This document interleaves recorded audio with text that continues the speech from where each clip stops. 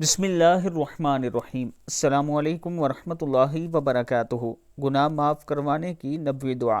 رسول اللہ صلی اللہ علیہ وآلہ وسلم مسجد میں تشریف لائے تو ایک شخص کو دیکھا جو نماز میں سلام پھیرنے سے پہلے یہ دعا پڑھ رہا تھا: اللہم انی اسألک یا اللہ الاحد الصمد الذی لم یلد ولم یولد ولم یکن لہ کفوا احد ان تغفر لی ذنوبی انک انت الغفور الرحیم۔ یہ سن کر رسول اللہ صلی اللہ علیہ وآلہ وسلم نے فرمایا: اس کو بخش دیا گیا، اس کو بخش دیا گیا، اس کو بخش دیا گیا۔ کتاب کا حوالہ یہ نیچے موجود ہے، آپ دوست دیکھ سکتے ہیں۔